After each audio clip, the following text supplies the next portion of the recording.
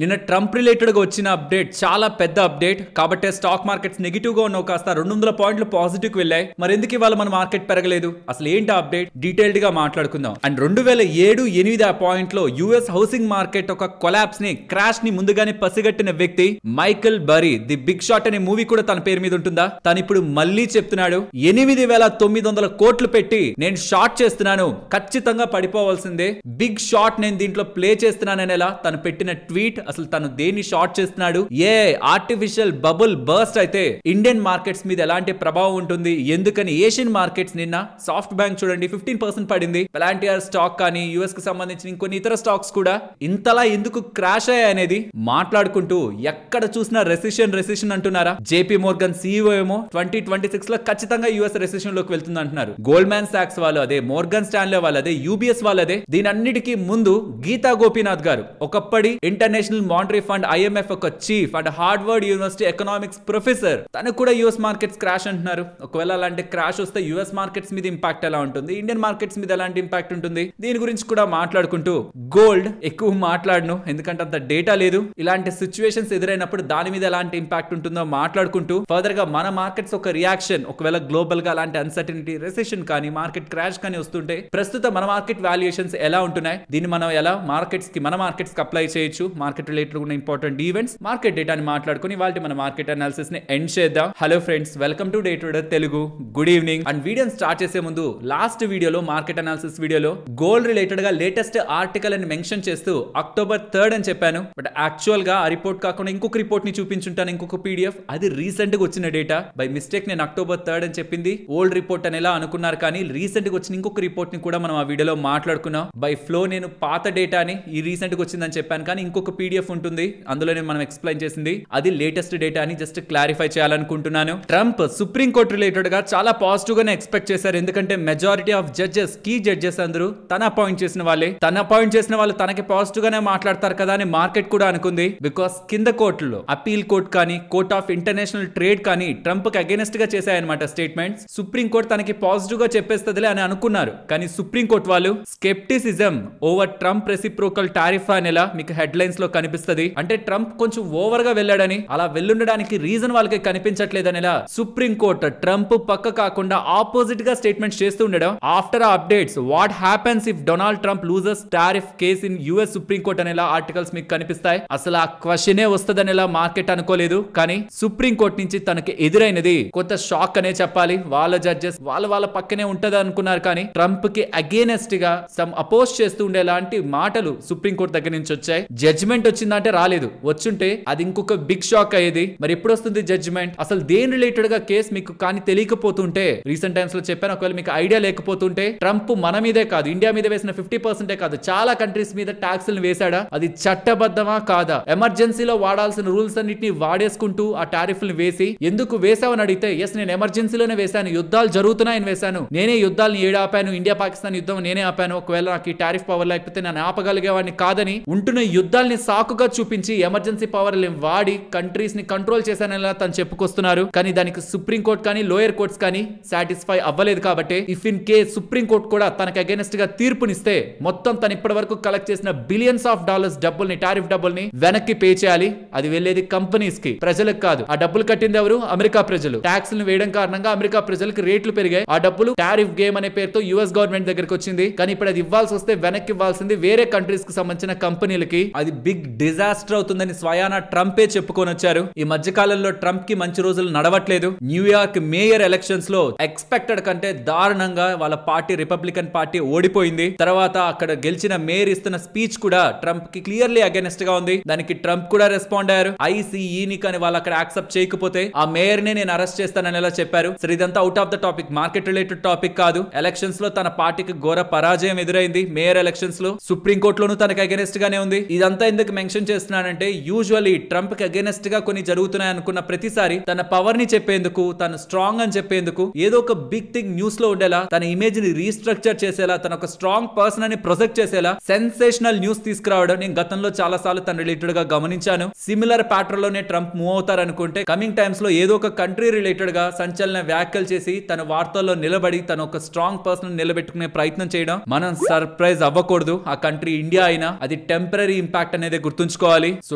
Trump supreme court update positive, ఎందుకంటే market hope లేదు. But supreme court Trump కి అగైనెస్ట్ గా మార్కెట్ కి పాజిటివ్ గా స్టేట్మెంట్స్ చేసే ప్రయత్నం చేసింది. మరి అవుట్కమ్ ఎప్పుడు వస్తుంది, ఫైనల్ జడ్జ్మెంట్ ఎప్పుడు వస్తుంది అంటే ఎవరికి తెలియదు. November ending or December mostly. If in case అది కూడా స్కిప్ అయిందంటే మాత్రం ఇక నెలలు అది కొనసాగుతూనే ఉంటుంది. 2026 లోకి ఎంటర్ అయిందంటే మాత్రం. సో లెట్స్ హోప్ ఆ జడ్జ్మెంట్ నవంబర్ డిసెంబర్ లోపు వచ్చిందంటే ఇండియా పరంగా కూడా ట్రేడ్ డిస్కషన్స్ అవ్వాల్సిన పనే లేదు. టోటల్ టారిఫ్లు జీరోలోకి వెళ్తాయి. అంటే వేసిన టారిఫ్లు, కొత్తగా వేసిన ఎక్స్ట్రా టారిఫ్లు చెప్తున్నా. కాబట్టి సుప్రీంకోర్టు యొక్క జడ్జ్మెంట్ చాలా క్రూషియల్ గా ఉంటుంది. ఎటువంటి అప్డేట్ అంటే నెక్స్ట్ ఏ డేట్ ఫైనలైజ్ అవుతుంది ఈ సుప్రీంకోర్టు హియరింగ్ పరంగా నాకు ఎటువంటి అప్డేట్ ఉంటున్నా నేను ఇమీడియట్ గా మీకు ఇన్ఫార్మ్ చేస్తాను. నెక్స్ట్ ఏఐ మార్కెట్ ని ట్రిగ్గర్ చేస్తున్నది. ఏఐ బబుల్ క్రియేట్ అయింది. ఏఐ స్టాక్స్ అన్ని క్రాష్ అవుతాయి. ఇలా ఏఐ రిలేటెడ్ గా ఉన్న చాలా కంపెనీస్ లో ఒక మేజర్ పానిక్ సెల్లింగ్ ని క్రియేట్ చేసింది. మైకిల్ బరీ ది షార్ట్ అనే మీకు ఒక మూవీ ఉంటుంది కదా, ది బిగ్ షార్ట్ అనే మూవీ. ఇది తనని ఇన్స్పైర్ అయి తీసిందే. 2007-8 యుఎస్ హౌసింగ్ మార్కెట్ క్రాష్ అయింది కదా, ఆ పాయింట్ లో అలా జరుగుతుందని తను ముందుగానే గెస్ చేసి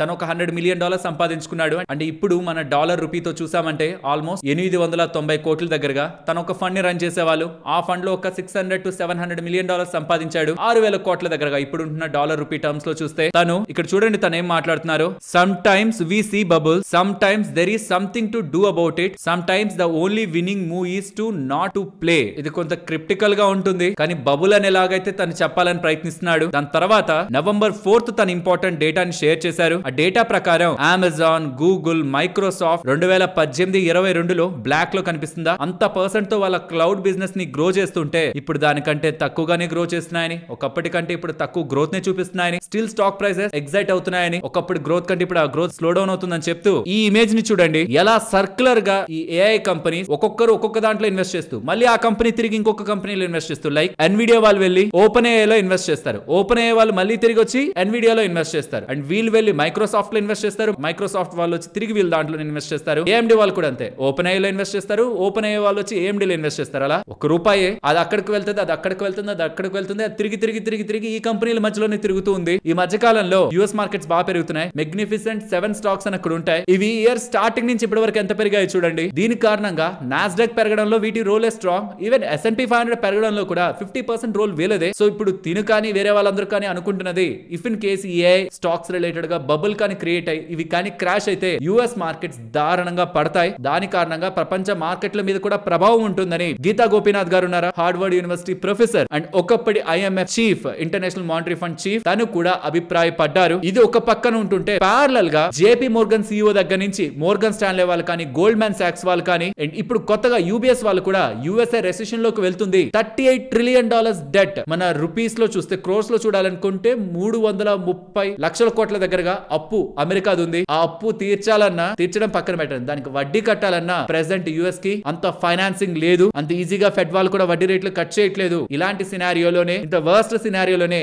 అప్పుల్ని ఎలా అయినా తీర్చేద్దామని ట్రంప్ టారిఫ్ గేమ్ ని స్టార్ట్ చేశాడు. తను అనుకున్నట్టు జరగలేదు. చైనా ఆధిపత్యం చూపించింది. ఇతర కంట్రీస్ రిలేటెడ్ గా తను గెలవాల్సిన కంట్రీ చైనా తగ్గకపోతూ ఉండడం, అనుకున్నట్టు చైనా రిలేటెడ్ గా అగైనెస్ట్ గా యుఎస్ వేసిన ప్లాన్, ట్రంప్ వేసిన టారిఫ్ ప్లాన్ ఎగ్జిక్యూట్ కాకపోగా బ్యాక్ ఫైర్ అయ్యి యుఎస్ ని ఫర్దర్ గా స్లో డౌన్ ని తీసుకువెళ్తుంది. సో దట్ యుఎస్ఏ ఖచ్చితంగా రెసెషన్ లోకి 2026 లోకి వెళ్తుందనేలా వీళ్ళందరూ అభిప్రాయపడుతూ ఉండడం. దట్టు ఇవన్నీ కూడా లాస్ట్ ఒక 3-4 డేస్ నుంచి వచ్చినవే అనమాట. ఇవి యుఎస్ మార్కెట్స్ ని కొంత వీక్ చేశాయి. ప్యారలల్ గా మీరు గమనించారంటే గోల్డ్ కొంత పెరగడం స్టార్ట్ అయింది. అంటే పెరగడం అంటే మరి ఎక్కువ పెరిగిపోవడం కాదు. రీసెంట్ టైమ్స్ లో నేను చెప్పింది $4,100 per ounce నుంచి టాప్ లెవెల్ లో కిందకు వచ్చేసరికి $3,880 per ounce. ఈ ఆల్మోస్ట్ ఒక $200 per ounce దగ్గరగా ఇన్ బిట్వీనే మనకి రొటేట్ అవుతుంది. నేను చెప్తున్నది ఇంటర్నేషనల్ గోల్డ్ ప్రైస్. సో ఇది యుఎస్ రిలేటెడ్ గా ఉంటున్న total environment last 1 or 2 days నుంచి అనుకున్నది మెజారిటీ ఇప్పుడు నేను చెప్పిందంతా కూడా.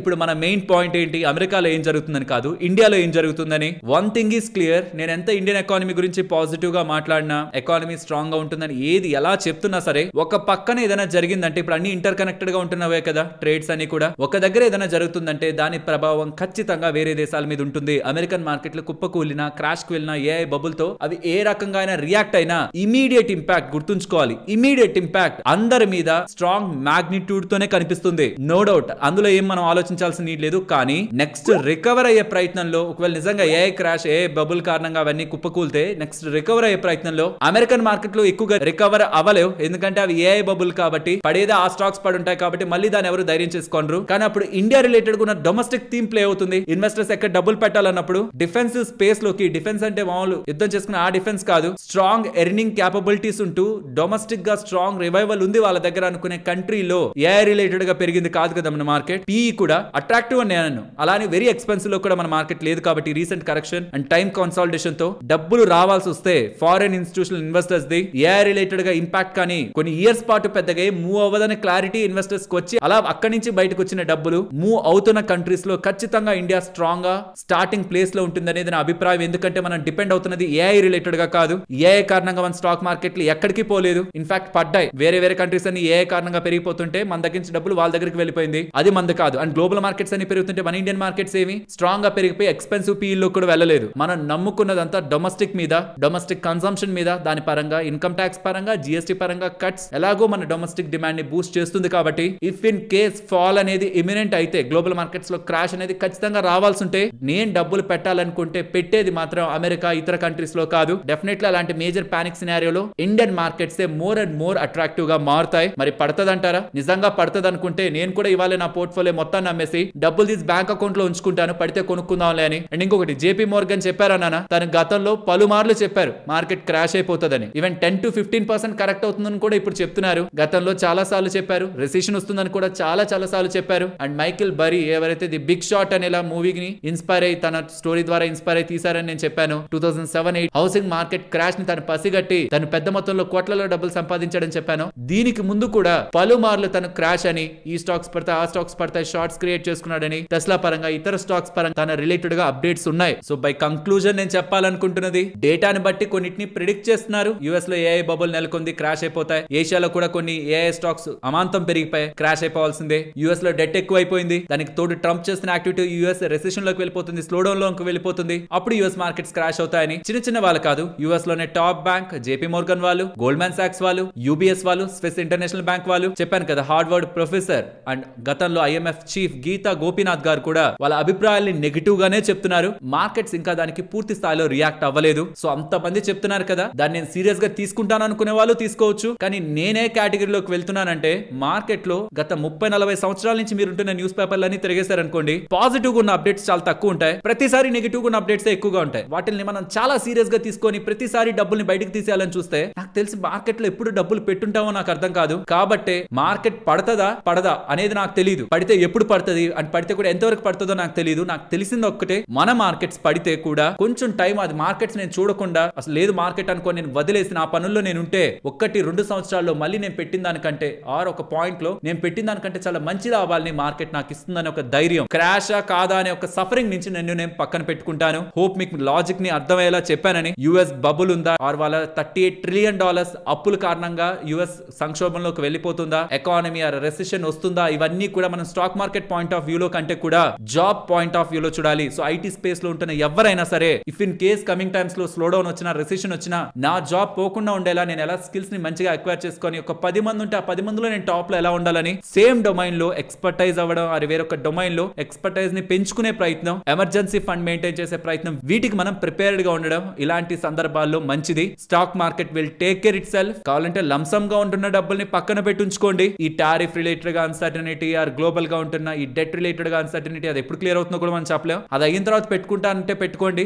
లేదంటే దాన్ని స్లోగా డివైడ్ చేసి 2 నెలలకు ఒకసారి చూసుకుంటూ వెళ్తాన్నా, కొంచెం పెట్టినా పర్లేదు. బట్ ఎస్ఐపి నేను మాత్రం ఎలాంటి నెగిటివ్ అప్డేట్ ఉన్నా కంటిన్యూ చేసుకుంటూనే వెళ్తాను. ఏంటి నెగిటివ్ అప్డేట్ ఉన్నప్పుడు ఎందుకు కంటిన్యూ చేయాలి, పడుతుందేమో కదా మార్కెట్. కాబట్టి నేను ఇందాక చెప్పాను, ఈవెన్ వారెన్ బఫెట్ గారు కూడా రీసెంట్ గా ఒకటి చెప్పారు, లాస్ట్ చాలా సంవత్సరాల్లో ఎప్పుడు చూడు నెగిటివ్ అప్డేట్స్ ఉన్నాయి కానీ మార్కెట్స్ ఎక్స్ట్రాడినరీ గా పర్ఫార్మ్ చేశాయి. అలానే ఇప్పుడు కూడా, అలానే ఫ్యూచర్ లో కూడా చాలా సార్లు నెగిటివ్ గానే వింటారు కానీ మార్కెట్స్ అయితే పెరుగుతుంటాయి, ఎకానమీ అయితే పెరుగుతూనే ఉంటుంది. ఎందుకంటే ఈ నెగిటివ్ మనం వింటున్నది ఆల్రెడీ మార్కెట్ కూడా వినింది. పడితే పడచ్చేమో, బట్ ఫర్దర్ గా వచ్చే పాజిటివ్ అప్డేట్స్ తో పెరగచ్చు కూడా. మనం చెప్పలేం, మార్కెట్ ని టైం చేయలేం. ఇన్స్టెడ్ ఆఫ్ మార్కెట్ మనం పర్సనల్ లైఫ్ రిలేటెడ్ గా ఏదైనా ఇంపాక్ట్ ఉంటే, రెసిషన్ కారణంగా, గ్రోత్ స్లో డౌన్ కారణంగా, దాన్ని ఎలా టేక్ కేర్ చేసుకోవాలనే దాని మీద ఎక్కువ ఎఫర్ట్స్ పెట్టడం బెటర్ అనేది నా ఒపీనియన్. లంసమ్ డబ్బులు ఉంటే కావాలంటే వెయిట్ చేయండి, ఏదైనా వాటిలో మంచిగా వడ్డీ వచ్చే దాంట్లో పార్క్ చేసి పెట్టుకొని లోన్స్ లోకి, ఈఎంఐస్ లోకి ఎక్కువ వెళ్ళదు. అండ్ కంగారు పడాలంటే గ్లోబల్ మార్కెట్స్ లో ఇన్వెస్ట్మెంట్ చేస్తుంటే కొంత కంగారు పడాలి, కానీ ఇండియన్ మార్కెట్స్ పరంగా టూ మచ్ వరీ అవసరం లేదనేది నా ఒపీనియన్. సరే, ఇక మన మార్కెట్స్ గురించి మాట్లాడుకుంటే, మార్కెట్స్ ఒక టెక్స్చర్ వీక్ గానే ఉంది. 25,700 మార్క్ బ్రేక్ అయినప్పుడే షార్ట్ టర్మ్ లో మనం ఎక్స్పెక్ట్ చేసిన ఇంపార్టెంట్ సపోర్ట్ బ్రేక్ అయింది. రెండోది 25,500 మార్క్, ఇవాళ అది బ్రేక్ అనేట్టే అయింది కానీ దాని అబోనే క్లోజ్ అయింది. బట్ స్టిల్ ఇవాళ వచ్చే ఎఫ్ఐఎస్ సెల్లింగ్ కూడా ఇంటెన్సిఫైడ్ గా ఉంటే, రీసెంట్ డేస్ లో వాళ్ళ ఎఫ్ఐఎస్ సెల్లింగ్ అనేది మీరు గమనిస్తే వన్ డైరెక్షనల్ లో వాళ్ళు సెల్ చేసుకుంటూనే వెళ్తున్నారు. మరి ఇప్పుడు ఏఐ రిలేటెడ్ గా బబుల్ ఆర్ కొంత ఫియర్ క్రియేట్ అయింది కాబట్టి ఏఐ స్టాక్స్ లోకి వెళ్ళే ఇన్వెస్ట్మెంట్స్ ఆగుతుందా, ఆర్ అది కూడా బంగారం లానే పెరిగి పెరిగి పెరిగి ఒక దగ్గర కొంచెం పడింది బంగారం, మళ్ళీ అక్కడి నుంచి స్ట్రాంగ్ గా పెరిగిపోయింది అనమాట, ఇంకా బాగా ఎక్కువ పెరిగిపోయింది. అలానే ఏఐ రిలేటెడ్ గా ఉన్నది కూడా ఇప్పుడు ఏదో బబుల్ అనగానే కొంచెం పడినట్టు పడి ఇంకా ఏఐ స్టాక్స్ ఇంకా భారీగా పెరుగుతున్నాయి అనుకోండి, అది ఇండియన్ మార్కెట్స్ కి మంచిది కాదు. ఎందుకంటే మన ఇండియన్ మార్కెట్స్ కి ఏఐ ప్రొటెక్షన్ లేదు. ఎక్కడా మీకు ఏఐ రిలేటెడ్ గా మేజర్ ఒక్క స్టాక్ పేరు కూడా మీరు వినరు లార్జ్ క్యాప్ లో. కాబట్టి డబ్బులు ఏఐ పరంగా పెట్టాలనుకునే డబ్బులు ఇండియన్ మార్కెట్స్ లోకి రావట్లేదు, ఇన్ఫాక్ట్ బయటకు వెళ్తున్నాయి. సో ఏఐ థీమ్ ఎంత ఎవాల్వ్ అవుతుంటే అంత ఇండియన్ మార్కెట్స్ రిలేటెడ్ గా సెట్ బ్యాక్ అయితే మనం చూస్తాం. మరి డొమెస్టిక్ కన్సంప్షన్ అంటున్నారు, ఇన్కమ్ ట్యాక్స్ అంటున్నారు, జిఎస్టీ అంటున్నారు, పెరగాలి కదా అంటే ఇక్కడ కంటే అక్కడ గ్రోత్ ఎక్కువ ఉంటుందని ఏఐ స్ట్రాంగ్ గా ఎవాల్వ్ అవుతుందని అనుకుంటే రెండు స్టాక్ మార్కెట్ లో ఉన్న స్టాక్స్ అయినా ఒక దానికి గ్రోత్ ఎక్కువ ఉండన్నప్పుడు ఇన్వెస్టర్స్ దాన్నే కదా చేస్తారు. ఎప్పుడైతే దాంట్లో స్లో డౌన్ ఆర్ ఆ నెంబర్స్ వీక్ గా రావడం ఆర్ ఏదైనా బబుల్ లా ఉండి బర్స్ట్ అవడం జరిగింది అనుకోండి, అప్పటి వరకు పట్టించుకోకుండా మంచి ఎర్నింగ్స్ తో స్ట్రాంగ్ బేస్ తో ఉంటున్న స్టాక్స్ మీద అప్పుడు డబ్బులు వస్తుంది. లైక్ లార్జ్ క్యాప్ స్టాక్స్ లా ఈ లోపు బజ్ లో ఉంటున్నది హాట్ థీమ్స్ అన్ని కూడా పెరుగుతూ ఉంటాయి. ప్రతి దానికి వాళ్ళ సైకిల్స్ లో వాళ్ళ టైం వచ్చినప్పుడు ఆ మార్కెట్స్ రియాక్ట్ అయ్యి రిటర్న్స్ ని వాళ్ళ ఇన్వెస్టర్స్ కి డెలివర్ చేస్తుంటాయి. కాబట్టి ఆ లోపు ఇన్వెస్టర్స్ పేషెన్స్ గా ఎమోషన్స్ కి లోన్ అవ్వకుండా ఇరిటేట్ అవ్వకుండా ఇన్వెస్టెడ్ గా ఉండడమే లాంగ్ టర్మ్ లో వెల్త్ క్రియేట్ చేసుకున్న ప్రతి ఇన్వెస్టర్ చేసిన పని. So one thing is sure, AI ఇది ఇంకెంత ఎవాల్వ్ అవుతుంటే ఎఫ్ఐఎస్ యొక్క సెల్లింగ్ అంత ఇంటెన్సిఫై అయ్యే అవకాశం ఉంది. I think US India related గా ఉంటున్న టారిఫ్ తో ఈ ఎఫ్ఐఎస్ సెల్ చేస్తున్నారు. ఆ ఎంటిటీ కంటే కూడా ఏఐ రిలేటెడ్ గా ఇంపాక్ట్ రీసెంట్ టైమ్స్ లో ఎక్కువ. అండ్ ఎఫ్ఐఎస్ యొక్క షార్ట్స్ 85% కి వచ్చేసాయి. ఇవాళ పడిన దానికి ఇంకా ఎక్కువ కూడా పెరుగుండొచ్చు. For the first time in last so many months వీళ్ళు 80% అబోవ్ దగ్గరగా ఆల్ టైమ్ హైస్ కి దగ్గరగా వచ్చినా సరే మెయింటైన్ చేయగలిగారు కాన్ఫిడెంట్ గా. అండ్ ఇంకొక సైన్ కూడా ఈ గోల్డ్ రీసెంట్ టైమ్స్ లో పడింది. ఇఫ్ ఇన్ కేస్ నిజంగానే యుఎస్ మార్కెట్ రెసిషన్ లోకి వెళ్ళిపోతుంది ఆర్ ఏదైనా మేజర్ పానిక్ ఉంటుందనేలా, నిజంగా ఫ్యూచర్ లో అలా ఉంటుందనేలా మనకి ఏదైనా ఇండికేషన్ చెప్పాలంటే ఫస్ట్ అది గోల్డ్ చెప్తుంది. రీసెంట్ టైమ్స్ లో గోల్డ్ వెళ్ళిన హై $4,400 పర్ ఔన్స్ కి కొంచెం కిందకి వెళ్ళింది. అంటే $4,370 ఆర్ $80 పర్ ఔన్స్ కి వెళ్ళింది. ఇఫ్ ఇన్ కేస్ అది ఆల్ టైమ్ హై ని బ్రేక్ చేసిందంటే, గోల్డ్ బ్రేక్ చేసింది ప్రెసెంట్ అంటే యుఎస్ రిలేటెడ్ గా అన్సర్టనిటీ ఆర్ రెసిషన్ ఆర్ ఆ పానిక్నెస్ మార్కెట్స్ రిలేటెడ్ గా big institutional players even central banks plan చేస్తూ ఆర్ ప్రెడిక్ట్ చేస్తూ గోల్డ్ రిలేటెడ్ గా ఇన్వెస్ట్మెంట్స్ చేస్తుంటేనే అలా పెరగచ్చు. కాబట్టి గోల్డ్ ఆల్ టైమ్ హైస్ ని బ్రేక్ చేయడం కూడా యుఎస్ రెసిషన్ కానీ ఆర్ గ్లోబల్ గా ఉంటున్న ఎకానమీ పరంగా ఉంటున్న వీక్నెస్ కానీ ఇండికేషన్ లా మనకు అర్థం అవుతుంది. యాజ్ ఆఫ్ నౌ గోల్డ్ పైకి వెళ్ళి కొంచెం కిందకు వచ్చింది కాబట్టి ఇది మళ్ళీ ఆల్ టైమ్ హైస్ బ్రేక్ చేయడం కూడా మనకు ఒక సిగ్నల్ అనమాట. ఎకానమీ కొంత వీక్ ఉంటుంది, పర్టికులర్ గా యుఎస్ కి సంబంధించింది అది. యాజ్ ఆఫ్ నౌ గోల్డ్ ఏమంత స్ట్రాంగ్ గా రియాక్ట్ అయిపోలేదు. లెట్స్ సీ ఫ్రెండ్స్, ఇప్పటి వరకు మీతో షేర్ చేసిన డేటా మీకు వాల్యుబుల్ అని అనిపించిందా? మీకు అనిపిస్తుంటే ఒకసారి లైక్ చేస్తారా? బికాస్ ఈ మధ్యకాలంలో నేను అడుగుతున్నాను కానీ మన వాళ్ళు ఎందుకో లైక్ చేయట్లేదు. మీకు ఏదైనా ప్రాబ్లం అనిపించినా లేకపోతే ఏదైనా థింగ్స్ ని మార్చాలనుకుంటున్నా మార్కెట్ అనాలిసిస్ లో మీరు నా కామెంట్ సెక్షన్ లో చెప్పండి, దాన్ని మారుస్తాను. బట్ కంటెంట్ నచ్చుతుంటే తప్పకుండా లైక్ చేసి పెడుతున్న ఎఫర్ట్స్ ని ఎంకరేజ్ చేయండి. అండ్ మార్కెట్ అప్డేట్స్ మాట్లాడుకునే ముందు ఫైనాన్స్ మినిస్టర్ నిర్మలా సీతారామన్ గారు ఇవాళ మార్కెట్స్ క్లోజ్ అయ్యాక ఎఫ్ఎన్ఓ పరంగా ఇంపార్టెంట్ అప్డేట్ చేశారు. ఫ్యూచర్స్ అండ్ ఆప్షన్స్ ని షట్ చేయడానికి క్లోజ్ చేయడానికి గవర్నమెంట్ లేదని, గవర్నమెంట్ పనులు వేరే ఉంటాయని, అది ఇన్వెస్టర్స్ ఒక రెస్పాన్సిబిలిటీ అని, ఏ ప్రొడక్ట్ తో ఎలా ఏం చేయాలనేది ఒక ఇన్వెస్టర్ ఒక రెస్పాన్సిబిలిటీ అని, ఎఫ్ఎన్ఓ ని స్టాప్ చేయాలనే ఆలోచన వాళ్ళకి లేదనేలా ఫైనాన్స్ మినిస్టర్ నిర్మలా సీతారామన్ గారు ఎఫ్ఎన్ఓ పరంగా క్లారిఫై చేశారు. ఇది బిఎస్సి కి, బ్రోకింగ్ కి అండ్ రాబోతున్న ఎన్ఎస్సి ఐపీఓ కి డెఫినెట్లీ మంచి వార్త. అంటే ఎఫ్ఎన్ఓ పరంగా చాలా స్పెక్యులేషన్స్ ఉన్నాయి, బట్ గవర్నమెంట్ నుంచి ఒక క్లియర్ స్టాండ్ ఉంది, మేము టచ్ చేయం దాన్ని క్లోజ్ చేయాలనుకోవట్లేదు అనేలా చెప్తూ ఉండడం. అండ్ సెబీ వాళ్ళు కూడా రీసెంట్ టైమ్స్ లో మేమేం వీక్లీ ఎక్స్పైరీస్ ని కంప్లీట్ గా తీసేయాలనుకోవట్లేదు, దాని మీద చాలా మార్కెట్ పార్టిసిపెంట్స్ ఇన్వాల్వ్ అయినారు, దాని మీద సీరియస్ కన్సల్టేషన్స్ చేసే డెసిషన్ తీసుకుంటామని చెప్తుండడం. After a series of negative updates for the FnO recent times లో ది పీక్ అయి from the government side and SEBI side నుంచి కొంత రూమ్ ఆఫ్ కంఫర్ట్ అయితే ఈ ఎఫ్ఎన్ఓ స్పేస్ కి లభిస్తూ ఉండడం బ్రోకర్స్ కి, ఎక్స్చేంజెస్ కి మంచి వార్తగానే చూడాలి. ఇవాళ మీరు గమనిస్తే పెయింట్ స్టాక్స్ ఒకలా రియాక్ట్ అయ్యాయి. బిర్లా ఓపస్ పెయింట్ రిలీజ్ అయిన 18 మంత్స్ తర్వాత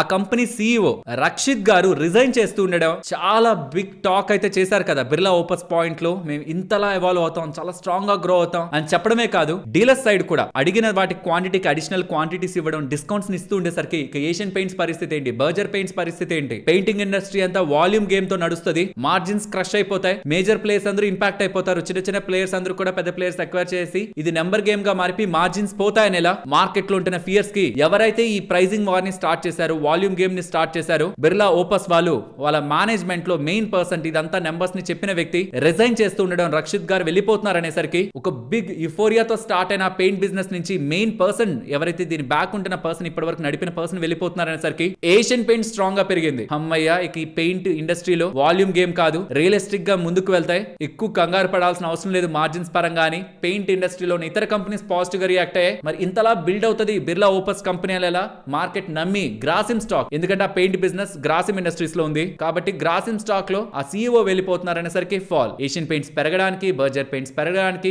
పాజిటివ్ గా రియాక్ట్ అయ్యే ఒక పాయింట్ లో దానికి ప్లస్ గ్రాసిమ్ పడ్డానికి రీజన్ అయితే ఒకటే ఫ్రెండ్స్. ఈ డేటాను ఒకసారి చూడండి. ఇండియన్ నేవీ చీఫ్ చేస్తున్న స్టేట్మెంట్స్, దినేష్ గారు చేస్తున్న స్టేట్మెంట్స్, ఫర్ ఎవ్రీ 40 days కి 1 వార్షిప్ ని వీళ్ళు యాడ్ చేస్తున్నారట. 52 వార్షిప్స్ ఆల్రెడీ కన్స్ట్రక్షన్ లో ఉన్నాయని, బై 2035 నాటికి 200 వార్షిప్స్ ని వీళ్ళు యాడ్ చేసుకోవాలని చూస్తున్నట్టు అప్డేట్స్ అయితే చేస్తున్నారు. It's a clear sign ship building stocks కి లాంగ్ టర్మ్ లో మంచిగానే రెవెన్యూ ఉంటుందనేలా ఇండియన్ నేవీ రిలేటెడ్ గా వస్తున్న అప్డేట్స్ తో మనం అర్థం చేసుకోవచ్చు. ఇక్కడ వచ్చే ప్రాబ్లం అంతా ఏంటంటే ప్రెసెంట్ ఉన్న గవర్నమెంట్ మారిపోయింది అనుకోండి, ప్రియారిటీస్ మారిపోతాయి, స్పెండింగ్ మారిపోతుంది, ప్రాబబుల్లీ అప్పుడు అదొక బిగ్ రిస్క్ గా మారుతుంది. But as of now warships ని, సబ్మరైన్స్ ని, ఎంటైర్ ఇండియన్ ఫ్లీట్ ని పెంచుకోవాలనే ప్రయత్నం ఇండియన్ నేవీ చేస్తూ ఉంది. ఈవెన్ డిఫెన్స్ రిలేటెడ్ గానే స్ట్రాంగ్ స్పెండింగ్ ఉంది. బట్ నేవీ పరంగా కూడా ఉంటున్న స్పెండింగ్, షిప్ బిల్డింగ్ అండ్ వాటి పరంగా రిపేర్స్ చేసే కంపెనీస్ కూడా మంచి బిజినెస్ ని లాంగ్ టర్మ్ లో అందించే అవకాశం ఉంటుంది. నెక్స్ట్ SBI వాళ్ళు అఫీషియల్ గా SBI AMC ఉంది కదా, అసెట్ మేనేజ్మెంట్ కంపెనీ ఉంది కదా, దాన్ని IPO గా తీసుకురావాలనుకుంటున్నారని, అందులో SBI వాళ్ళు హోల్డ్ చేసిన వాటా నుంచి 6.3% వాటాని అమ్మి IPO గా వాళ్ళ మ్యూచువల్ ఫండ్ బిజినెస్ ని, అసెట్ మేనేజ్మెంట్ కంపెనీ బిజినెస్ ని తీసుకురావాలనే ఆలోచనలో వాళ్ళు ఉంటున్నట్టు అప్డేట్స్ అయితే కనిపిస్తున్నాయి. ఇఫ్ ఇన్ కేస్ వాళ్ళు షేర్ హోల్డర్ కేటగిరీ పెట్టి, మోస్ట్ ఛాన్సెస్ ఉన్నాయి ఉండేదానికి share holder category, if in case ఉంటే మీరు ఒకవేళ ఈ IPO లో ఆ రోజు పార్టిసిపేట్ చేయాలనుకుంటే షేర్ హోల్డర్ కేటగిరీ కారణంగా మీకు అడ్వాంటేజ్ అయితే దొరుకుతుంది ఈ IPO రావడానికి. సో ఒకవేళ అట్రాక్టివ్ వాల్యుయేషన్ లో వస్తే అప్పటికప్పుడు కొన్నా మనకి షేర్ హోల్డర్ కేటగిరీ ఎలిజిబిలిటీ రాదు. కాబట్టి ఈ AMC బిజినెస్ లో ఎవరైనా ఇంట్రెస్టెడ్ గా ఉంటే ఒక్క SBI షేర్ నైనా డీమ్యాట్ అకౌంట్ లో పెట్టుకుంటే షేర్ హోల్డర్ కేటగిరీకి మనం ఎలిజిబుల్ అవుతాం. And AMC business asset light business and long term లో ఇండియాకి సంబంధించిన వెల్త్ క్రియేషన్ అనేది స్టాక్ మార్కెట్స్ ద్వారా జరుగుతూ ఉన్నప్పుడు ఇన్వెస్టర్స్ కూడా ఎక్కువగా AMC ని అండ్ వాళ్ళ మ్యూచువల్ ఫండ్స్ లో ఇన్వెస్ట్మెంట్ చేయడానికి ఇన్వెస్టర్స్ కూడా ముందుకు వస్తూ ఉంటారు. కాబట్టి వీళ్ళకి కూడా Indian stock market story strong గా ప్లే అవుతున్నంత వరకు ఫ్యూచర్ గ్రోత్ కూడా ఇండియన్ స్టాక్ మార్కెట్ తో రిలేట్ అయి గ్రో అవుతుంది. ఫ్రెండ్స్, ఇప్పుడు షేర్ చేసిన డేటా మీకు వాల్యుబుల్ గానే అనిపించిందా? అనిపిస్తే మన వీడియోని తప్పకుండా లైక్ చేయండి. ఇంత మార్కెట్ ఫాలో కూడా క్యూపిడ్ స్టాక్ బాగా పెరిగింది కదా. ఇన్ఫాక్ట్ తర్వాత కొంత కూల్ ఆఫ్ అయింది, బట్ ఒక 2% దగ్గరగా గెయిన్ లోనే ఇవాళ ముగిసింది. దీనికి కారణం 5 years కాంట్రాక్ట్ వీళ్ళు ఆఫ్రికా వాళ్ళతో కుదుర్చుకున్నారు. Male and female condom programme లో భాగంగా 115 crore per year దగ్గరగా బిజినెస్ ని వీళ్ళు ఆఫ్రికాతో చేయబోతున్నారని, డిసెంబర్ 2025 నుంచి వీటి సప్లై స్టార్ట్ అయి ఇంటర్నేషనల్ గా వీళ్ళ ట్రేడ్స్ ఎక్స్పాండ్ అవుతున్నట్టు క్యూపిడ్ లిమిటెడ్ వాళ్ళైతే చెప్తున్నారు. ఈ మధ్య కాలంలో రిలయన్స్ పవర్ స్టాక్ కానీ, రిలయన్స్ ఇన్ఫ్రా స్టాక్ కానీ ఎక్కువగా పడుతూ వస్తుంది. బికాస్ అనిల్ అంబానీ గారిపై అండ్ ఆర్కామ్ రిలేటెడ్ గా కూడా enforcement directorate, income tax and ఇతర గ్రూప్ ఆఫ్ ఇన్స్టిట్యూషన్స్ చార్జెస్ ని, గతంలో ఉంటున్న చార్జెస్ రీవిజిట్ చేస్తూ ఉండడం, దీనికి మళ్ళీ రిలయన్స్ వాళ్ళు, రిలయన్స్ అంటే ఇది అనిల్ అంబానీ గారికి సంబంధించిన రిలయన్స్ గ్రూప్ వాళ్ళు అఫీషియల్ క్లారిఫికేషన్ ఇచ్చారు. 50 లక్షలకి పైగా మా కంపెనీలో ఇన్వెస్ట్మెంట్ చేసిన రీటైల్ షేర్ హోల్డర్స్ ఉన్నారు. వాళ్ళ లాంగ్ టర్మ్ ఇంట్రెస్ట్ ని మేము కాపాడుతాం. గతంలో జరిగిన వాటికి ప్రస్తుతం ఉన్న బిజినెస్ లకి ఏ సంబంధం లేదని, కాబట్టి వీటిని కంబైన్ చేయొద్దని, ఎటువంటి ఇన్వాల్వ్మెంట్ కూడా అనిల్ అంబానీ గారికి, ఆర్కామ్ కి, ఈ ప్రస్తుత సంస్థలకి లేవని, రిలయన్స్ ఇన్ఫ్రాకి, రిలయన్స్ పవర్ కి లేవని క్లారిఫికేషన్ ఇచ్చారు. But still stocks lower circuit లోనే ఇవాళ ముగిశాయి. నెక్స్ట్ ఫిచ్ వాళ్ళు ఉన్నారు కదా, ఇంటర్నేషనల్ గా ఉన్న రేటింగ్ ఏజెన్సీ, వాళ్ళు ఆదాని పోర్ట్స్ కి, ఆదాని ఎనర్జీకి వాళ్ళ అవుట్లుక్ ని స్టేబుల్ కి అప్గ్రేడ్ చేశారు. అంతకుముందు నెగిటివ్ ఉండేదిలేండి, దాన్ని స్టేబుల్ కి అప్గ్రేడ్ చేశారు. And long term issuer default rating ని కూడా BBB- కి పెడుతూ ఉండడం, ఇంటర్నేషనల్ గా వాళ్ళు ఎప్పుడైనా అప్పులకి డబ్బులు రేస్ చేయాలనుకున్నప్పుడు ఇది ఈజీ అవుతుంది. సో ఇది Adani ports and Adani energy పరంగా ఫిచ్ వాళ్ళు రివైజ్ చేసిన అవుట్లుక్ కంపెనీస్ పరంగా మంచిగానే చూడాలి. బికాస్ వాళ్ళ అవుట్లుక్ ని రివైజ్ చేస్తూ financially solid and strong liquidity, stable operations and study investment momentum వీటిలో కొనసాగుతుంది. కాబట్టి మేము ఇలా చేస్తున్నాం అనేలా వాళ్ళకి స్ట్రాంగ్ పాజిటివ్ స్టేట్మెంట్స్ ని కూడా యాడ్ చేశారు. నెక్స్ట్ నెట్ వెబ్ టెక్నాలజీస్ గురించి మాట్లాడుకోవాలి. స్టాక్ ఇవాళ చాలా ఎక్కువ పడింది. నెంబర్స్ కారణం అంటే ఈ నెంబర్స్ కొన్ని రోజుల క్రితమే వచ్చాయి, నెంబర్స్ కాదు. గ్లోబల్ గా AI రిలేటెడ్ గా మంచిగా సెల్ ఆఫ్ అయితే కనిపిస్తూ ఉంది కదా వాల్యుయేషన్ కన్సర్న్స్ తో. కాబట్టి ఇది నెట్ వెబ్ రిలేటెడ్ గా, AI రిలేటెడ్ గా ఇక్కడ పెరిగిన స్టాక్స్ పరంగా కూడా ఇంపాక్ట్ అయితే క్రియేట్ చేసింది. అందులో నెట్ వెబ్ రిలేటెడ్ గా హై వాల్యుయేషన్స్ ఉంటుండడం స్టాక్ పడింది. నెక్స్ట్ ఏథర్ ఎనర్జీ గురించి మాట్లాడుకోవాలి. వాళ్ళ స్టాక్ చాలా ఎక్కువగా పడింది కదా, దీనికి ప్రధానమైన కారణం వీళ్ళ రిలేటెడ్ గా కొన్ని షేర్స్ లాక్ ఇన్ లో ఉన్నాయి. ఆ లాక్ ఇన్ రిలేటెడ్ గా ఇవాళ ఎండ్ డేట్ అనమాట. సో ఇవాళ షేర్ హోల్డర్ ఒక లాక్ ఇన్ ఎండ్ అవుతూ ఉండడమే సుమారుగా ఇవాళ లార్జ్ ట్రేడ్స్ జరిగాయి. 1,40,00,000 షేర్ల దగ్గరగా 3.66% ఈక్విటీ దగ్గరగా ఇవాళ హ్యాండ్స్ అయితే మారింది బ్లాక్ డీల్స్ లో. వాటి వాల్యూవే 856 crore. సో ఇవాళ వాళ్ళ లాక్ ఇన్ ఎండ్ అవుతూ ఉండడం కారణంగానే స్టాక్ ఒక పాయింట్ లో 11% దగ్గరగా పడి 5% దగ్గరగా నష్టంలో క్లోజ్ అయింది లాక్ ఇన్ ఎండ్ అవడం కారణంగా. ఎవరైనా కొత్త వాళ్ళకి తెలియకపోతుంటే IPO రాకముందు ఎవరైనా ఇన్వెస్టర్స్ ఉంటే వాళ్ళ ఐపీఓ వచ్చిన వెంటనే అమ్మకుండా వాళ్ళకి కొంత లాక్ ఇన్ చేస్తారు, వాళ్ళని అమ్మకుండా రిస్ట్రిక్ట్ చేస్తారు. అది ఎప్పుడైతే ఈజీ అయిపోతుందో, ఎప్పుడైతే ఆ లాక్ ఇన్ వాళ్ళ దగ్గర ఉన్న షేర్లు అమ్ముకోవడానికి రిలీజ్ అవుతాయో, ఎగ్జిట్ అవ్వాలనుకున్న వాళ్ళు ఎగ్జిట్ అయ్యే ప్రయత్నంలో, షేర్లు అమ్మే ప్రయత్నంలో స్టాక్ అయితే పడుతూ ఉంటుంది. దానికి బిజినెస్ కి సంబంధం లేదు. Next RBL bank and M&M గురించి మాట్లాడుకోవాలి. M&M వాళ్ళు వాళ్ళ దగ్గర ఉంటున్న ఎంటైర్ వాటా, ఆర్బిఎల్ బ్యాంక్ పరంగా ఉన్న ఎంటైర్ వాటా 3.45% వాటాని సెల్ చేశారని, ప్రాబబుల్లీ ఆ రీజన్ తోనే ఇవాళ ఆర్బిఎల్ రిలేటెడ్ గా 2,11,00,000 షేర్స్ దగ్గరగా ఎక్స్చేంజ్ లో బ్లాక్ విండోలో చేతులు మారాయనేలా డేటా అయితే అప్డేట్ అవుతూ ఉంది. సో ఆల్మోస్ట్ 317 ఫ్లోర్ ప్రైస్ పెట్టి వాళ్ళ దగ్గర ఉన్న ఎంటైర్ వాటాని M&M వాళ్ళు ఎగ్జిట్ అయినట్లు డేటా పరంగా CNBC వాళ్ళు రిపోర్ట్ చేస్తున్నారు. ఎండ్ ఆఫ్ ద డే లో black deal and bulk deal section లో క్లారిటీ వస్తుంది, ఎవరు ఎగ్జిట్ అయ్యారు అండ్ వీళ్ళు ఎగ్జిట్ అవుతుంటే ఎవరు కొన్నారని. నెక్స్ట్ ఓలా ఎలక్ట్రిక్ వాళ్ళ నెంబర్స్ గురించి మాట్లాడుకోవాలి. రెవెన్యూ 43% పడింది ఇయర్ ఆన్ ఇయర్ లో. ఆపరేటింగ్ సైడ్ గతంలోనూ లాసే, ఇప్పుడు కూడా లాసే, బట్ ఆ లాస్ కొంత తగ్గింది లేండి. నెట్ లాస్ కూడా ఇయర్ ఆన్ ఇయర్ లో లాస్ట్ టైం 495 crore ఉండేది లాస్, ఇప్పుడు 418 crore కే లాస్ కి వచ్చింది. ఆటో ఎబిడా ప్రాఫిటబిలిటీని చూసిందని, గ్రాస్ మార్జిన్స్ 30% కి ఇంప్రూవ్ అయ్యాయని అప్డేట్స్ అయితే చేశారు. బట్ వాళ్ళ గైడెన్స్ ని కట్ చేసుకుంటూ ఉండడం, FY26 పరంగా రెవెన్యూ గతంలో ఇచ్చిన టార్గెట్స్ 4,200 to 4,700 నుంచి 3,000 to 3,200 అని సిగ్నిఫికెంట్ గా రెవెన్యూని కట్ చేసుకుంటూ అబౌవ్ 5% మార్జిన్ మెయింటైన్ చేస్తామని చెప్పిన వాళ్ళు ఇప్పుడు 5% అరౌండ్ మార్జిన్ మెయింటైన్ చేస్తామని చెప్తుండడం, నెంబర్స్ మరి అంత వర్స్ట్ గా లేకపోతున్నా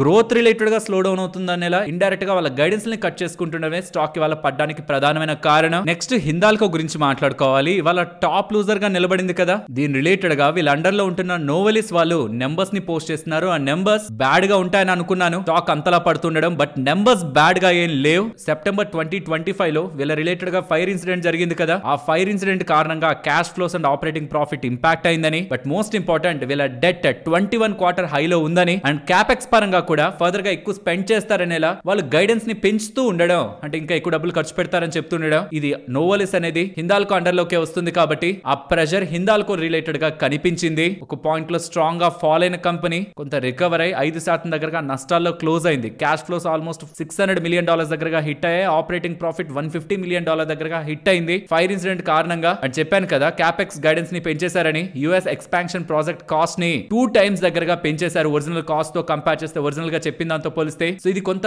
మార్కెట్ ని కంగారు పెడుతుండడమే హిందాల్కో మీద ఇంపాక్ట్ ని చూపించింది. Next Redington limited. ఎప్పుడు మీరు ఐఫోన్స్ రిలేటెడ్ గా వింటున్నా వీళ్ళ పేరుని వింటూ ఉంటారు, డిస్ట్రిబ్యూషన్ రిలేటెడ్ గా వీళ్ళకి బిజినెస్ ఉంటుండడం. అండ్ వీళ్ళ రెవెన్యూస్ ని చూస్తే హైయెస్ట్ ఎవర్ క్వార్టర్లీ రెవెన్యూస్ అనమాట, 29,118 crore. అండ్ ఈవెన్ ప్రాఫిట్ కూడా 32% దగ్గరగా ఇయర్ ఆన్ ఇయర్ లో పెంచుకుంటూ 388 crore దగ్గరగా వీళ్ళు నమోదు చేస్తుండడం. Yes, profit after tax margin తక్కువే ఉంటుంది, 1.5 దగ్గరగా ఉంటుంది, బట్ వాల్యూమ్స్ తో higher revenue and higher profit numbers పరంగా చూపిస్తూ ఉండడం. Even India and UAE business కూడా 23% గ్రోత్ ఆన్ ఈచ్ సెగ్మెంట్ లో గ్రోత్ ని తీసుకొస్తూ, ఆఫ్రికా స్పేస్ లో కూడా కంటిన్యూడ్ గ్రోత్ ని వీళ్ళు నమోదు చేస్తూ రిజల్ట్స్ ని పోస్ట్ చేస్తుండేసరికి స్టాక్ ఇవాళ ఇంతలా పెరిగింది. Good set of numbers. సెనరస్ వాళ్ళు నెంబర్స్ ని పోస్ట్ చేశారు, strong set of numbers. Revenue 61% పెరిగింది ఇయర్ ఆన్ ఇయర్ లో, క్వార్టర్ ఆన్ క్వార్టర్ లో 16%, ప్రాఫిట్ 130% ఇయర్ ఆన్ ఇయర్ లో, క్వార్టర్ ఆన్ క్వార్టర్ లో 43%. దీంతోనే క్లియర్ గా అర్థమవుతుంది మార్జిన్స్ ఎక్స్పాండ్ అయ్యాయి. Overall good set of numbers from సెనరస్ pharma. And GMM ఫాడ్లర్ వాళ్ళు కూడా నెంబర్స్ ని పోస్ట్ చేశారు. స్టాక్ దీనికి రియాక్ట్ అవ్వలేదు కానీ నెంబర్స్ సాలిడ్ ఉన్నాయి. రెవెన్యూ 14% గ్రో అయింది క్వార్టర్ ఆన్ క్వార్టర్ లో, ఇయర్ ఆన్ ఇయర్ లో 12%, బట్ మార్జిన్స్ ఎక్స్పాండ్ అవడం కారణంగా ప్రాఫిట్స్ స్ట్రాంగ్ గా వీళ్ళు నమోదు చేశారు. అండ్ ఆర్డర్ బ్యాక్లాగ్ కూడా 21% ఇయర్ ఆన్ ఇయర్ లో ఇంప్రూవ్ అయి 2,146 crore ఆర్డర్ బ్యాక్లాగ్ ని వీళ్ళు నమోదు చేశారు. ఆర్డర్ ఇంటెక్ 878 crore దగ్గరగా ఉంది. గుడ్ సెట్ ఆఫ్ నెంబర్స్ వీళ్ళు మెయింటైన్ చేశారు ఫ్రమ్ GMM ఫాడ్లర్. సరే మరి ఇక ఉండనా, మరొక ఇంట్రెస్టింగ్ వీడియోతో నేను మళ్ళీ మిమ్మల్ని కలుస్తాను. అంతవరకు టేక్ కేర్, జై హింద్.